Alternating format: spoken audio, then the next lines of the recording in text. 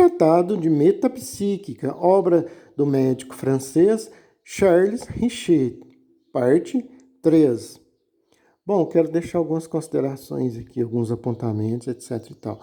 Charles Richet, ele foi um cientista francês, um médico cientista, um dos maiores cientistas da França. Ele não era espírita, ele era um cientista que investigava esses fenômenos, que analisava esses fenômenos do espiritismo, como psicografia, principalmente materializações de espíritos ali que ocorriam na época, as mesas girantes.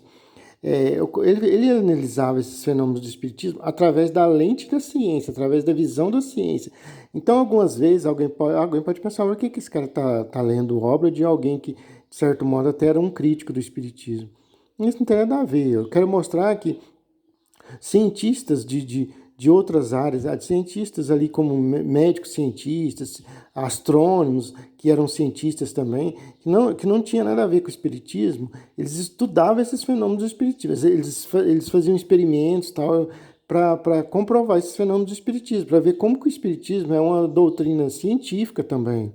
Ela é filosofia, ela é religião, e ela é ciência, ela possui esses três tripés, ela tem um tripé. Ela é cientista, ela é científica, ela é filosófica e religiosa. Ela é uma religião, ela é filosofia e ela é ciência. Então eu quero mostrar com isso que Richer tece críticas ao movimento espírita, até Kardec ele meio que critica tal.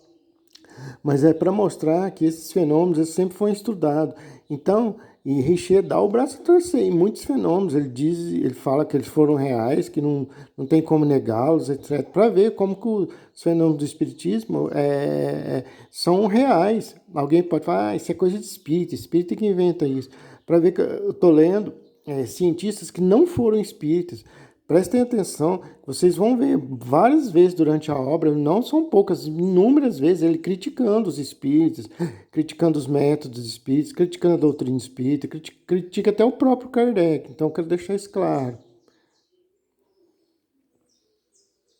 Charles Richer foi prêmio Nobel de Medicina, para ver como que os fenômenos do espiritismo eles foram estudados e ainda são por grandíssimos cientistas. Se quisermos adentrar mais na história, encontraremos grande número de fatos de ordem metapsíquica, porém, toda conclusão séria é impossível. Quem hoje ousaria falar seriamente de Simão Mago, ou de Apolônio de Tiana, ou então de Cardan, de Cornélio Agripa? Os magos, os feiticeiros místicos, nada têm a ver com a ciência contemporânea, nem com a metapsíquica sã, tal como atualmente a entendemos. A aparição de um espírito abrupto merece, entretanto, ser aqui narrada. Eila, segundo Plutarco. Uma noite, já a altas horas, quando todos dormiam no campo, onde reinava muito silêncio, estando ele na sua tenda com um pouco de luz, pareceu perceber que alguém lá entrava. Olhando para a entrada da tenda, Brutus viu uma maravilhosa e monstruosa figura, com um corpo estranho e horrível, a qual, sem dizer palavra, lhe postou à frente. Assegurou-se bem de que, lhe perguntando quem era, se era Deus ou homem, respondeu-lhe o espírito: Sou o seu anjo mau, Bruto, e você me verá perto da cidade de Filipe. Bruto, por outro lado, sem turbar-se, replicou: Pois bem, ver-nos-emos lá, então. O fantasma imediatamente desapareceu, e Bruto chamou os seus fâmulos, que lhe disseram não ter ouvido nenhuma voz nem visto qualquer coisa. As vozes e as visões de Joana d'Arc tiveram, sem dúvida, guarida nos fenômenos metapsíquicos. Suas vozes e suas visões só eram percebidas por ela própria, de maneira que é necessário admitir que fossem subjetivas. É difícil crer fossem simples alucinações, porque essas alucinações foram numerosas vezes acompanhadas de fatos reais e por predições numerosas vezes verificadas para que se possa admitir um delírio de uma alienada. Não se pode absolutamente duvidar de que Joana d'Arc não fosse inspirada. É impossível uma apreciação científica das velhas testemunhas, como o é para o espírito de Bruto. As aparições de Lourdes, os milagres de Apolônio de Tiana e de Simão o Mago. Antes é melhor admitir como provável, sem a pretensão de se chegar a qualquer demonstração, que Joana d'Arc era possuidora de certos poderes metapsíquicos. Esta é, mais ou menos, a opinião de Fred Myers. Haverá algum proveito em se estudarem as biografias, porque muitas vezes santos e santas produziram fenômenos metapsíquicos muito reais.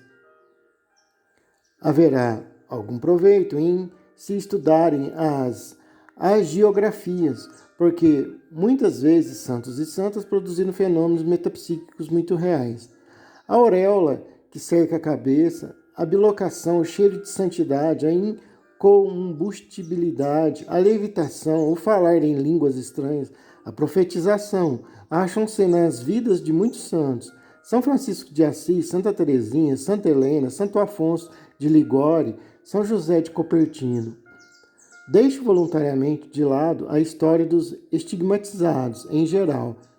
Todos os fenômenos orgânicos observados nos santos, porque essa influência do espírito, isto é, do sistema nervoso central, na circulação e na nutrição de tal ou tal parte do corpo, nervos tróficos, nada tem de metapsíquico. É o bastante fazermos referência a algumas publicações que os médicos multiplicaram a propósito do assunto. Les stigmatises, estudo histórico et critique sur les troubles. Gorres, la mystique divine, naturelle de et diabolique. Paris, 1854. Hesito em negar a veracidade dos antigos fatos de levitação.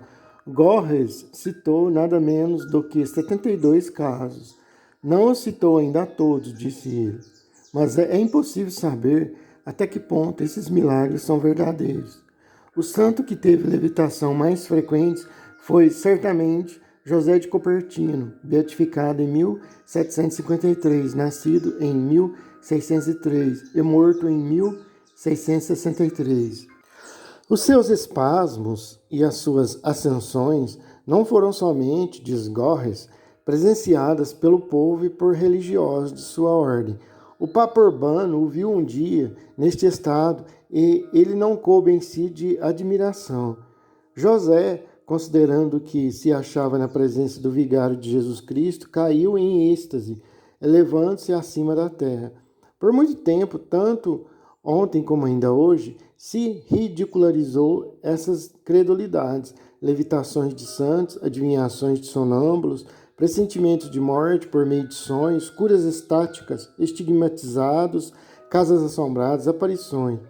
Confundiram atabalhoadamente todas essas crenças com um imenso desprezo, como coisa indigna do menor exame.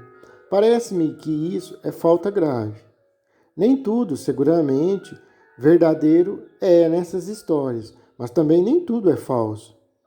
Os relatos estranhos que algumas vezes chegam ao nosso conhecimento provocam o nosso sorriso de mofa e nos propendem a crer que disparatam. Pois bem, não disparatam, não mentem, não há nunca ou quase nunca mentiras nos relatos fantasistas que nos confiam e muito raramente ilusões totais.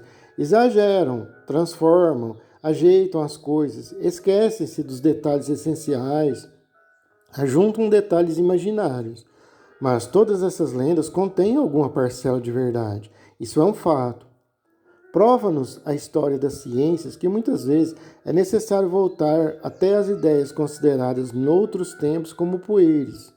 O hipnotismo e, sobretudo, o espiritismo, aí está para estabelecer o ponto em que as negações que se formulam sem exame fazem como a ciência que, em vez de caminhar para frente, se fossiliza, quando a rotina e não o amor do progresso anima a alma dos sábios.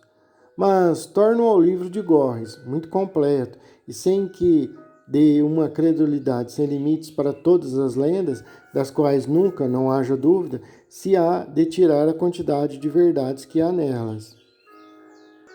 O que é interessante é verificar que quase todos os fenômenos do metapsiquismo contemporâneo lá estão nomeados no livro. E verdade que a ingenuidade dos cristãos de outrora não atribui os poderes metapsíquicos somente a Deus, aos bons anjos e aos santos.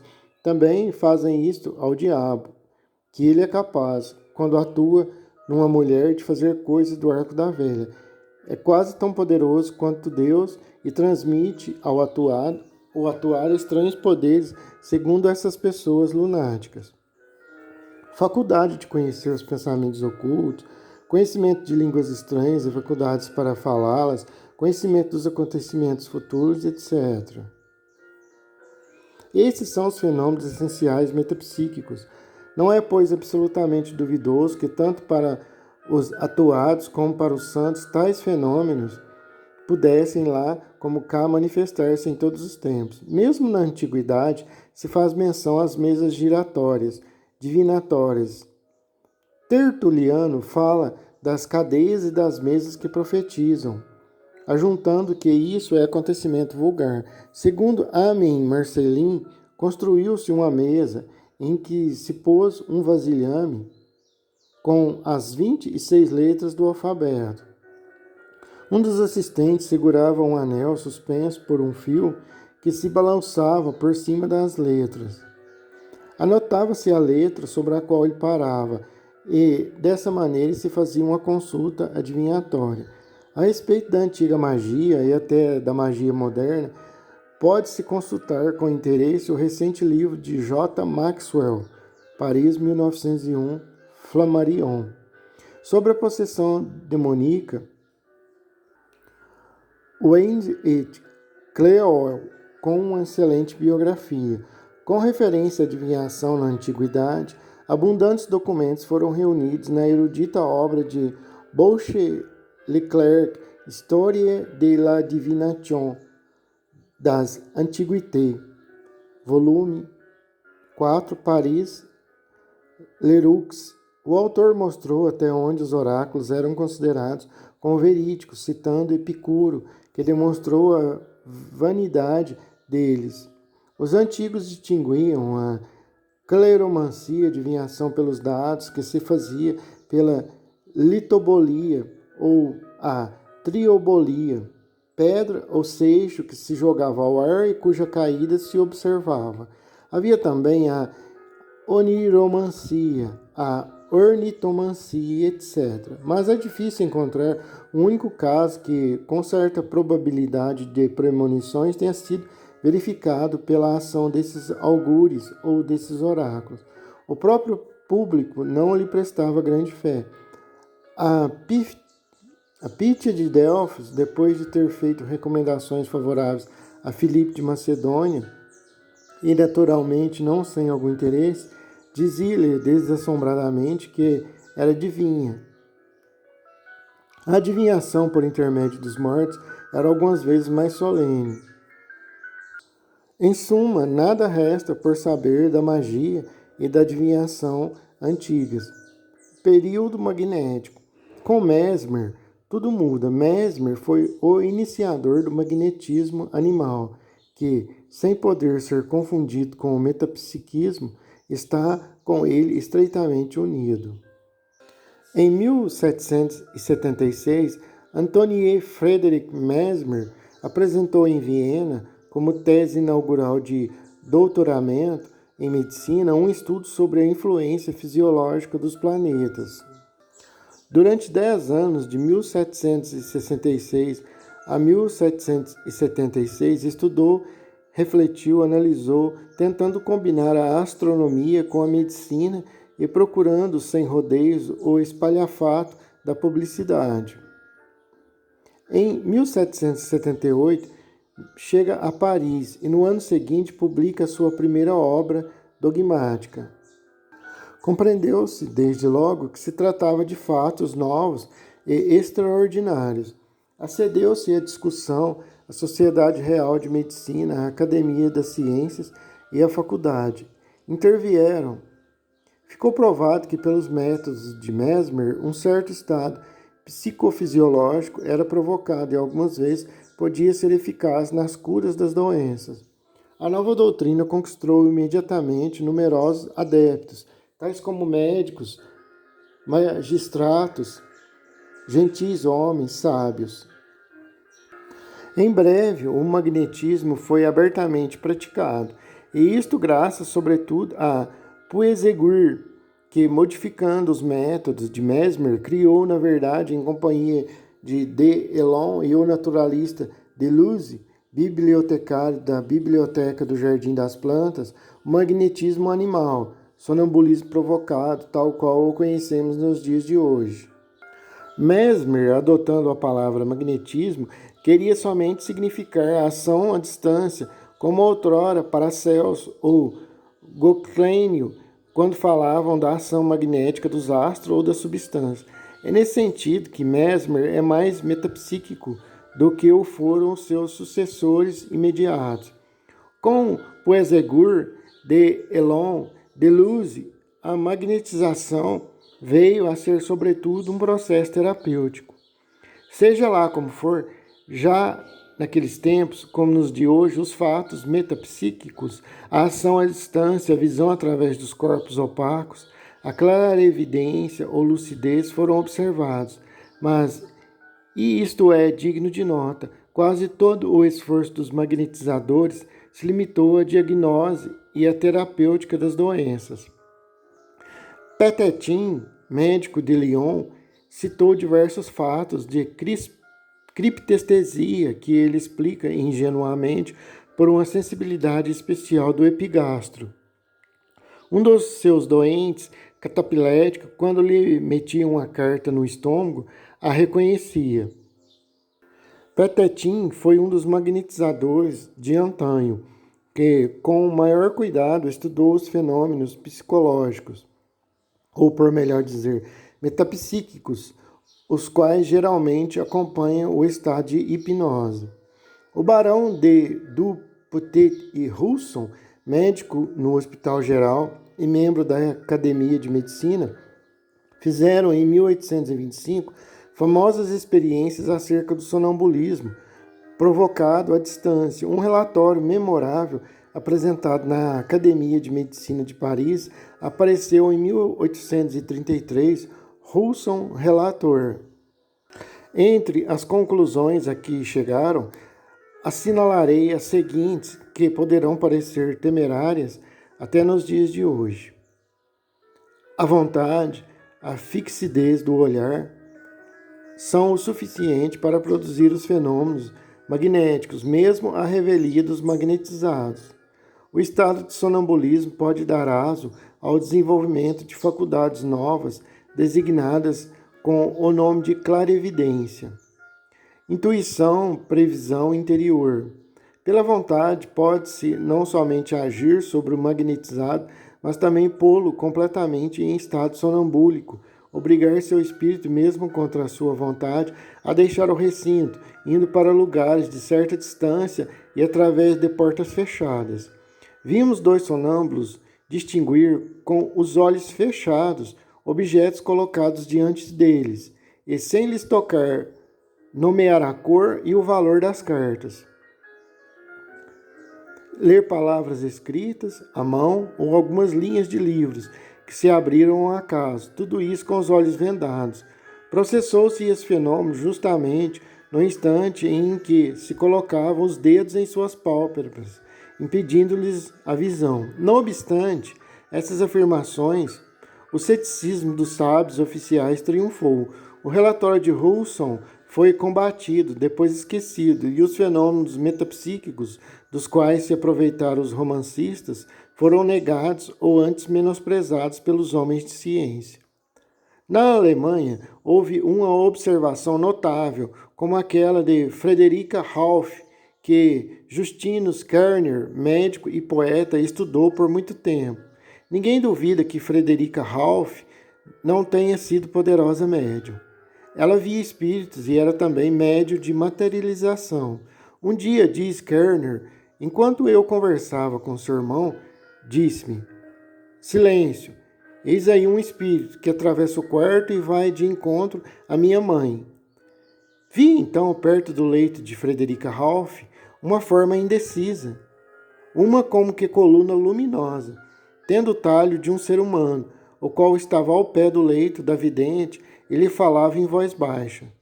Ouviram-se ao derredor dela pancadas que se produziam espontaneamente. Ouviam-se elas até nos objetos vizinhos, nas mesas, na madeira do leito. Os objetos podiam mover-se sem contato e é provável que ela falasse línguas estranhas. Produziu fenômenos de levitação. Foi somente por 3 anos, de 1826 a 1829, que produziu esses notáveis fenômenos, durante os quais se achava doente e não podia quase levantar-se da cama. Todos aqueles que, em vez de chasquear, zombar, estudaram Frederica Ralph, ficaram convencidos não somente de sua boa-fé, mas também dos fenômenos metapsíquicos ou sobrenaturais, como se dizia então. Por exemplo, o magistrado Pfeffer e Strauss, o célebre autor da vida de Jesus. Nessa época, também na Alemanha, apareceram os trabalhos de Reichenbach. A sua obra, de mais a mais, antes é um capítulo, aliás, bem obscuro, de fisiologia do que de metapsíquica, porque a ação do ímã nos organismos não pode confundir-se com a criptestesia ou telecinésia. Os trabalhos de Reichenbach foram, infelizmente, muito menos estudados do que contestados. O que se relaciona inteiramente com a metapsíquica são os fenômenos de lucidez que, sobretudo na França, provocaram os sonâmbulos como a senhora Pigeaire e Alex Didier.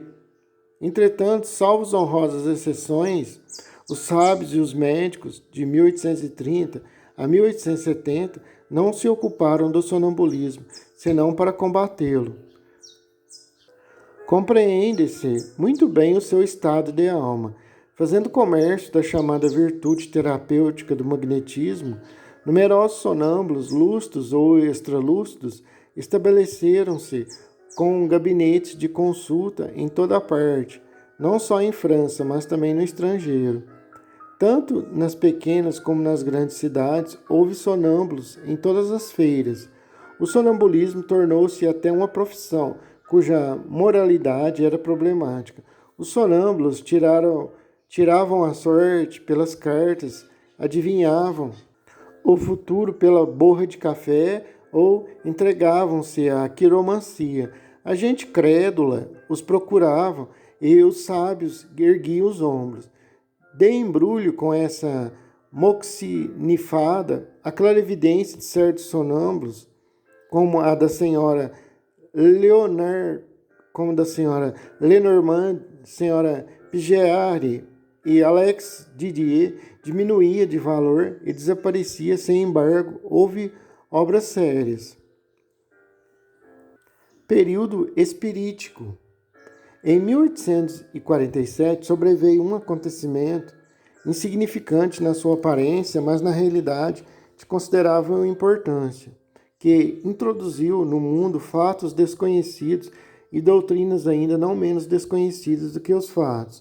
O magnetismo animal, a força de não ser mais do que uma duvidosa terapêutica, não caminhava para frente. O espiritismo, apresentando novas práticas e novas teorias, constituiu uma nova era, a do terceiro período espiríticos, das ciências metapsíquicas, que vai de 1847 a 1872. Em 1846, na cidadezinha de Hydesville, perto de Nova York, um certo Michel Heickman ouviu extraportas um ruído fora do comum. Foi lá ver, nada viu. Porém, como os ruídos se estavam repetindo e o importunando, mudou-se para Hydesville. Em 1846, na cidadezinha de Hydesville, perto de Nova York, um certo Michel Heickman Ouviu extra-portas um ruído fora do comum. Foi lá ver, nada viu. Porém, como os ruídos se estavam repetindo e o importunando, ele mudou-se de Hadesville. O senhor John Fox, juntamente com as suas duas filhas, Catarina e Margarida, a primeira com 12 e a segunda com 14 anos de idade, habitou a casa. Uma noite, quando já se acomodavam nas camas, Catarina e Margarida ouviram pancadas, estalidos e verificaram, em dezembro de 1847 a março de 1848, que eles não se produziam a esmo. Deixa eu deixar alguns apontamentos aqui, a minha opinião aqui. Bom, esse caso sobre as irmãs Fox, para ver que o fenômeno ocorria antes da família Fox mudar para casa. Lá morava um tal de Michel Heichmann, e os fenômenos aconteciam. Então ele mudou da casa por causa desses fenômenos. Aí como ele mudou, foram para casa essa família, mudaram para essa casa, no lugar que ele morava, essa família, os Fox, o pai e as duas filhas. Então veja como o fenômeno era real das irmãs Fox.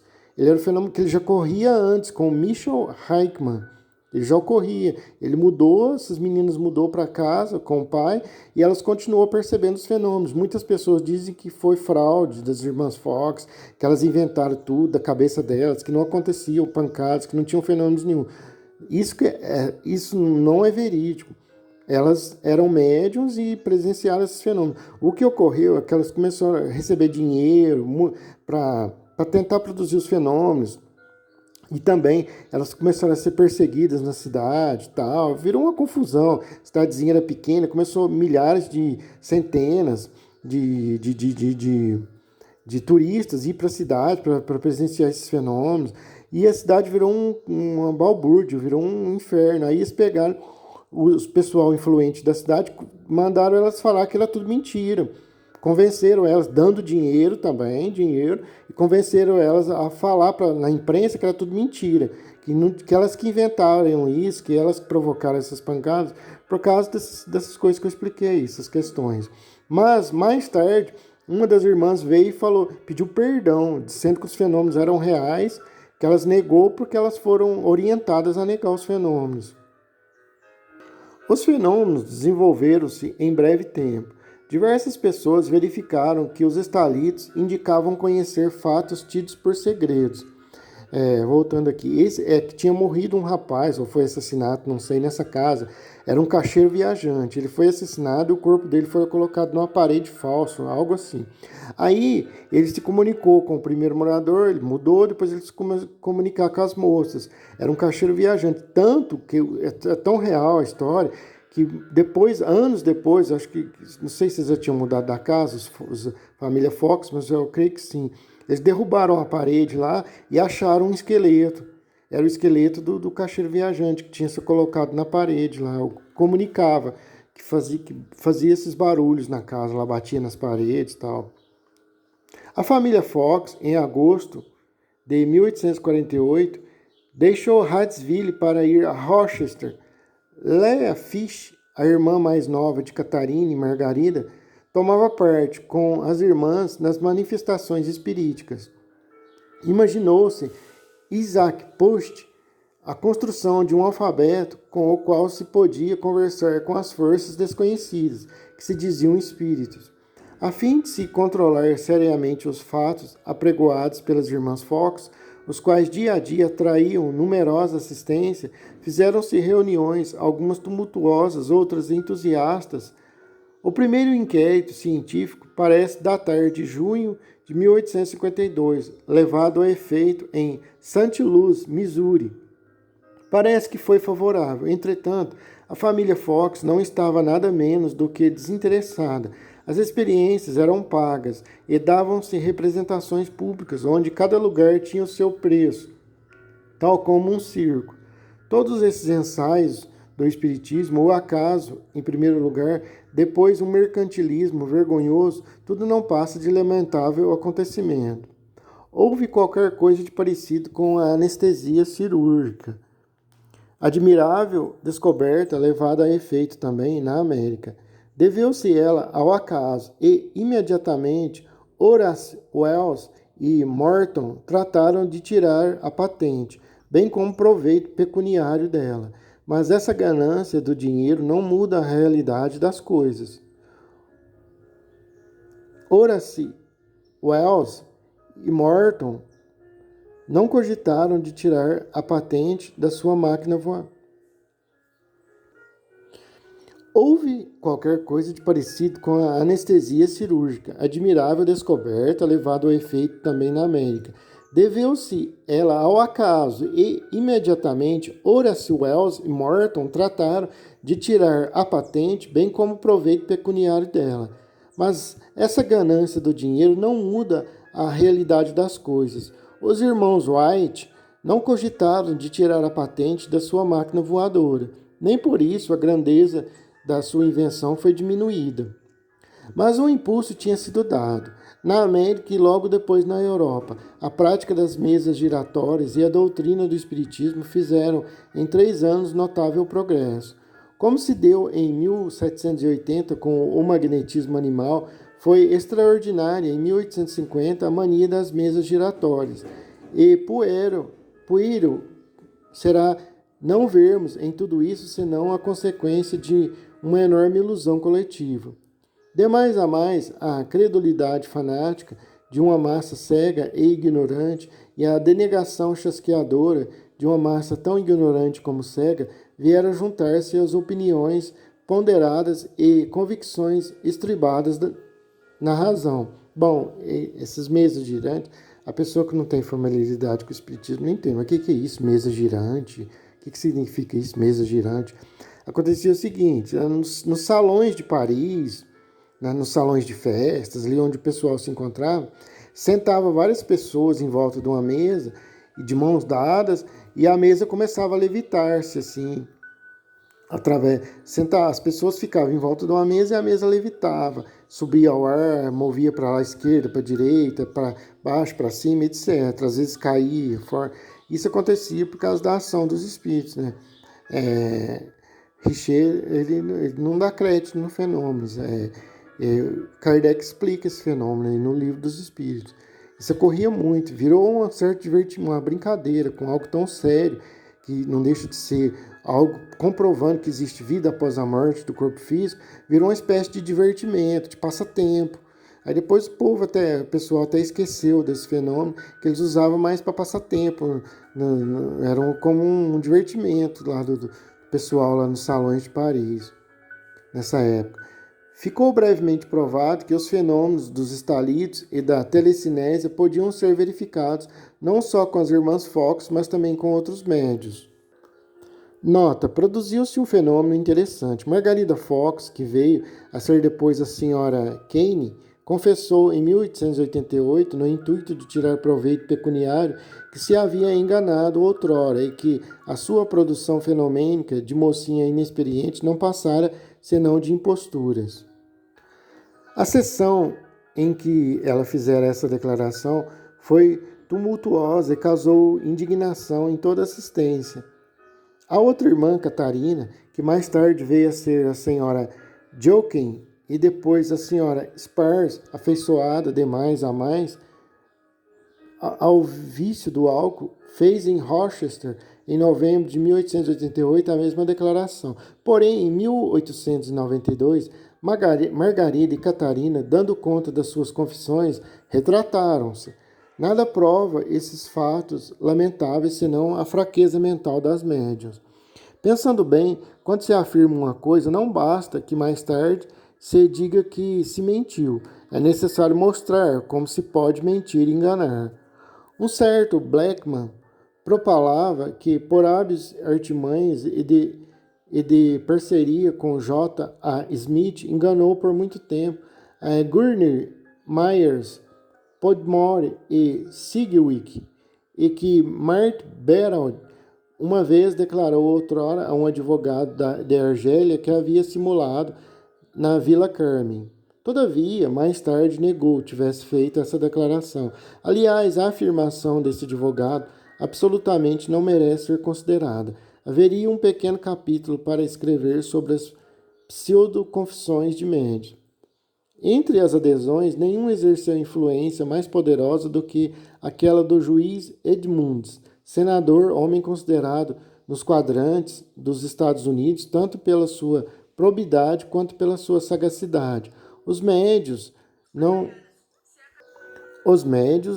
as mais das vezes, de tal instabilidade mental que as suas afirmações positivas ou negativas não têm lá grande valor, que mais tarde, depois do prodigioso surto do espiritismo, devido às suas primeiras experiências, as irmãs Fox tivessem simulado, trapaceado, é possível, é provável, é coisa quase certa. Sabemos que numerosos exemplos de médios muito poderosos, os quais, depois de terem produzido autênticos fenômenos, e vieram mais tarde, em consequência da sua cupidez ou vanilidade, o seu poder medianímico, descrever, tentarem produzi-los pela fraude. Ele está querendo explicar aqui que muitos médios que produziram fenômenos verdadeiros, eles começaram a utilizar da mediunidade para ganhar dinheiro. Aí depois eles foram perdendo, porque isso ocorre mesmo, a pessoa abusa do fenômeno para proveito próprio, ela perde essa espécie de dom. Eles perderam, depois,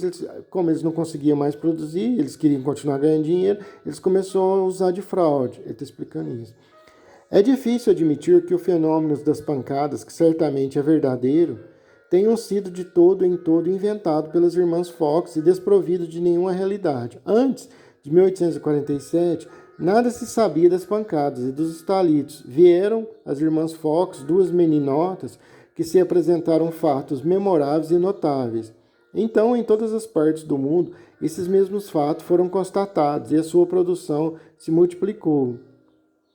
Mas não, as irmãs Fox mentiram. O que é provável ser mentira é a negação dos fatos. Elas tentaram, notando que o favor e o dinheiro do público já não lhes sorriam, despertar novamente por um desmentido a atenção do público acerca das suas apagadas pessoas. Segundo J. Maxwell, Les Sciences Psychiques, Revue de Paris, março de 1921, o bispo Adrien de Montalembert teria em 1526 verificado o fenômeno das pancadas numa religiosa de Lyon. Ora, em 1847, Margarida Fox tinha 15 anos, Kate Fox 12. Pode-se admitir que essas meninas tenham forjado uma fraude que foi a causa de milhares de contestações durante 3/4 de século? A realidade dos estalites não depende das irmãs Fox. Em 1888, era demasiado tarde para elas se desdizerem e a sua retratação nada prova. As experiências levadas a efeito por Aksakov e Boutlenhoff com Cat Fox, aliás, muito desinteressantes, são relatadas mais para adiante. É deplorável julgar que no ano de 1849 a família Fox se entregava já a sessões remuneradas de experiências teatrais de espiritismo. Isso não diminui a veracidade dos fenômenos, assim como as patentes tiradas por Wells e Morton pelo emprego do éter não contradizem a realidade da anestesia. Não se pode acompanhar aqui o desenvolvimento rápido do espiritismo. Em 1852, um abaixo-assinado com 14.000 assinaturas foi apresentado ao Senado dos Estados Unidos, pedindo que uma comissão científica fosse nomeada para o estudo de todas as questões referentes ao espiritismo. Era, pois, já uma religião nova. Multiplicaram-se os centros espíritas, os jornais espíritas. Entre os adeptos de primeira ordem que encerraram fileiras com Edmunds, convém citar, na América, o professor Britton, David Wells, Byron Bliss, professores da Universidade de Pensilvânia, e, sobretudo, o Dr. Robert Harry, professor de Química no Colégio de Harvard, que se converteu depois de muita incredulidade. Na Europa, o espiritismo se desenvolveu rapidamente, não deixando, diga-se logo, de provocar ansiosas reações. Os seus escritos, em colaboração com Talmage, antigo governador de Wisconsin, e do Dr. Drexler foram publicados com o título Espiritualismo New York 1558-1860. Harry, experimental investigador. Os sábios, notadamente, recusaram-se a admitir a autenticidade dos fenômenos. Para explicar os fenômenos incontáveis das mesas giratórias e das pancadas, imaginaram hipóteses asaz engenhosas, bem como explicações algumas vezes muito exatas, vezes outras sutilmente errôneas. Nessa época, com efeito, isto é, por volta de 1854, ignorava-se quase que completamente o fenômeno dos movimentos inconscientes, hoje tão bem conhecidos. Foi Chevreul que teve o grande mérito de os explicar e dar deles uma interpretação engenhosa, racional. Essa teoria de Chevreul foi apoiada por Babinett, Faraday, Carpenter e, em geral, por todos os fisiologistas e físicos. Realmente, o estudo das mesas giratórias é um dos mais complicados da metapsíquica objetiva, porque nada é mais intrincado do que determinar a parte do inconsciente nos movimentos oscilatórios da mesa. Não se duvida da boa-fé dos assistentes, mas, sem dúvida, não podem eles, sem nem conscientes das contrações musculares, inconscientes e involuntárias, nem responsáveis por elas. Assim, a prova de que há movimento da mesa sem contração muscular não pode, pois, ser feita de maneira rigorosa. De igual modo, se deve proceder com a relação às pancadas. Um eminente fisiologista, Sr. Schiff, fez consigo mesmo uma singular experiência. Provou que, deslocando por uma contração muscular o tendão do músculo perôneo lateral, podia provocar um ruído comparável aos estalidos que produzem tais espíritos. Essa explicação pueril, que hoje faz sorrir, teve boa acolhida por alguns sábios, que provavelmente nunca ouviram os estalos que se fazem ouvir numa mesa, os quais algumas vezes são ressoantes, outras musicalmente ritmados. Os ressonidos do tendão do perônio, se outras pessoas que não o ilustre fisiologista de Florença os podem produzir, nada tem de comum com as vibrações da mesa numa sessão mediúnica. As asserções do Sr. Schiff precederam aquelas feitas por A. Flint, outro distinto fisiologista que, depois de ter estudado as irmãs Fox, atribuía aos estalitos dos joelhos ruídos produzidos.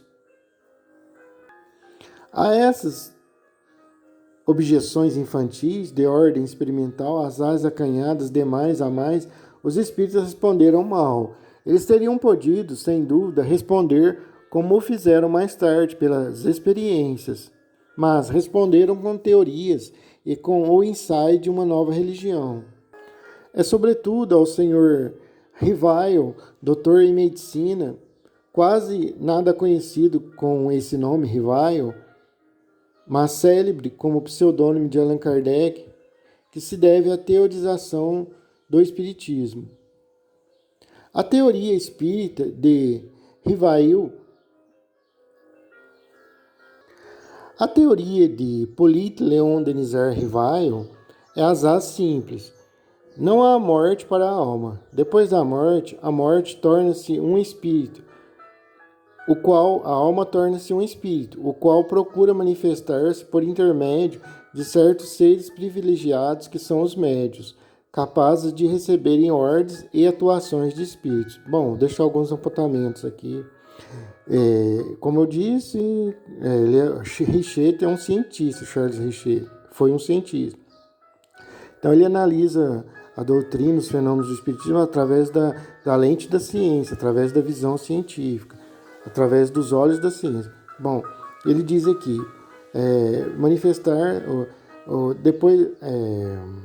depois da morte, a alma torna-se um espírito, o qual procura manifestar-se por intermédio de certos seres privilegiados, que são os médios, capazes de receber ordens e atuações dos espíritos. Bom, médios não são seres privilegiados, ele está equivocado em relação a isso. O Kardec mesmo, em muitas passagens de suas obras, no livro dos médios, no livro dos espíritos, ele afirma isso. os médios não são seres privilegiados. Inclusive, ele fala que todos são médios, com graduações diferentes. Alguns médios têm uma mediunidade mais aflorada, e pessoas que têm uma mediunidade mais... uma mediunidade de um grau menor. Mas todos são médios, praticamente todo ser humano é médio. Médio significa aquele que pode entrar em contato com os seres do plano espiritual, uma espécie de uma ponte que a espiritualidade usa, é um cordão, como uma passagem que a espiritualidade usa, é o médio, é como uma ponte para o plano espiritual entrar em contato com o plano físico aqui. Ele está equivocado nessa parte. Médios não são seres privilegiados. Kardec fala várias vezes que médios são pessoas comuns.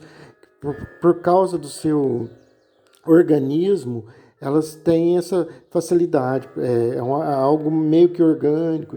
Existe também mediunidade, que são pessoas dotadas de mediunidade, que nasceram como missão, mediunidade, espécie de uma missão, mas está ligado mais ao organismo da pessoa. Voltando aqui.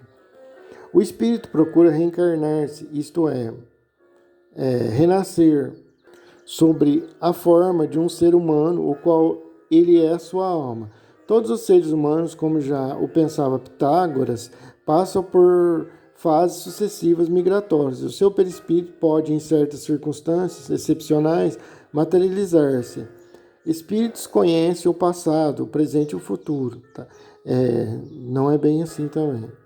Espíritos, eles não, só se for espíritos muito avançados mesmo, mas muito de espíritos evoluídos que pode conhecer o passado dos seres, das vidas passadas e o futuro que será o futuro da humanidade. Algumas vezes se materializa e tem o poder de obrar na matéria. Estamos rodeados de espíritos. Sobre o ponto de vista moral, devemos deixar guiar-nos pelos bons espíritos, até aí está certo, que nos encaminham os passos para o bem e não deixar conduzir-nos pelos maus espíritos que nos induzem ao erro. É necessário admirar sem reserva a energia intelectual de Allan Kardec. Não obstante a sua credulidade exagerada, tem fé na experimentação, Kardec. É sempre na experimentação que se apoia, de maneira que a sua obra não é apenas uma teoria grandiosa e homogênea, mas também um imponente repositório de fatos. Essa teoria tem, entretanto, um lado fraco, dolorosamente fraco. Toda a construção do sistema filosófico de Allan Kardec, que é aquela mesma do Espiritismo, tem por base esta brilhante hipótese de que os médios, nos quais se diz que os espíritos estão incorporados, não é bem assim. O espírito não incorpora em ninguém. O espírito chega perto do médium e passa o seu pensamento, a sua mensagem. Não é que o espírito entra num corpo de uma pessoa, mas ele não disse bem isso também não. Mas é bom deixar claro para quem não tem conhecimento do espiritismo. O espiritismo não incorpora no corpo de ninguém, porque o nosso corpo já tem um espírito, obviamente o nosso próprio espírito. O espírito chega perto do médium, chega perto e transmite seus sentimentos, a sua mensagem através do pensamento. Eles não se enganam nunca, e que as escritas automáticas nos revelam verdades que é necessário aceitar, a não ser que seja influenciado por maus espíritos. Está equivocado também. Kardec diz que é melhor... Kardec, nas suas obras, nunca diz que temos que aceitar tudo que os médiuns passam.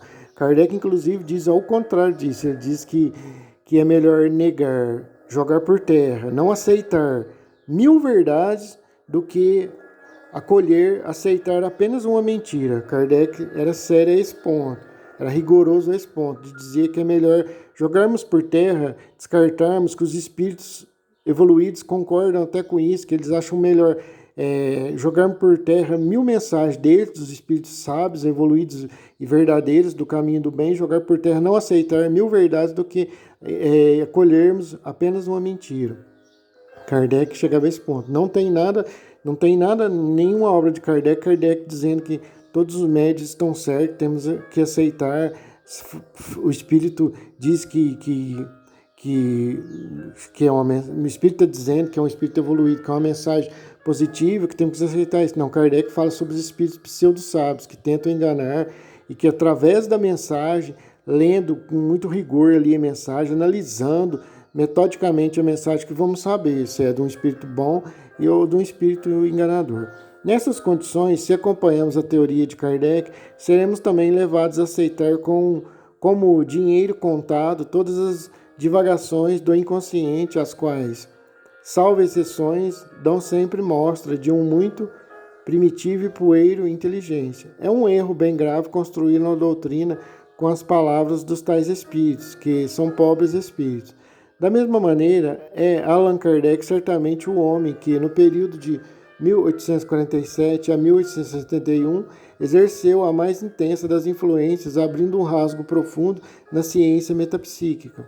Na Inglaterra, o espiritismo foi defendido por Dale Owen e por A. R. Wallace. Alfred Russel Wallace é o grande sábio que teve a glória de competir com Darwin.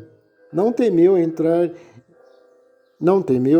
na contenda, e seus livros testemunham a sua intrepidez, porque era necessária muita intrepidez para defender a causa de uma ciência que tão poucos indícios tinha de ciências. Na Alemanha, Zollner ficou sozinho. Os frutos estavam sazonados. Apareceu então William Crookes, o grande pioneiro da metapsíquica. Quarto período. Por muito mérito que seja o valor de Crookes, tão grande como a sua coragem, foi ele precedido pelos membros da Sociedade Dialética de Londres, os quais, em janeiro de 1869, por proposta de Edmund, se reunirem em número de 36 para estudarem cientificamente os fenômenos do mediunismo. Entre eles estavam o engenheiro Cornwell Varley e o ilustre Russell Wallace, juntamente com um homem de alta inteligência, Sergeant Cox, os quais tiveram um papel preponderante no assunto. Sábios de reputação como Tyndall, Carpenter, recusaram tomar parte na comissão. O presidente Lubbock e o vice-presidente Huxley eram claramente contrários às conclusões favoráveis da maioria. Os fatos verificados pela sociedade dialética eram de evidência meridiana, não consequência da convicção dos sábios, e tiveram um admirável resultado. Levaram William Crookes a estudar a questão. Por um feliz acaso, encontrou Crookes dois médiuns extremamente poderosos, com os quais pôde trabalhar, Douglas Home e Florence Cook. William Crookes tinha então 37 anos, estando não a que ver em pleno vigor de idade e inteligência. Era um sábio ilustre, tinha descoberto um novo metal, o tálio, em 1863, e prosseguia nas suas pesquisas frutuosas acerca da espectroscopia, a astronomia, a meteorologia. Era diretor da Chemical News e do Quarterly Journal of Science. Crookes foi um cientista, um grandioso, um dos maiores cientistas da Inglaterra, estudou também os fenômenos espíritas.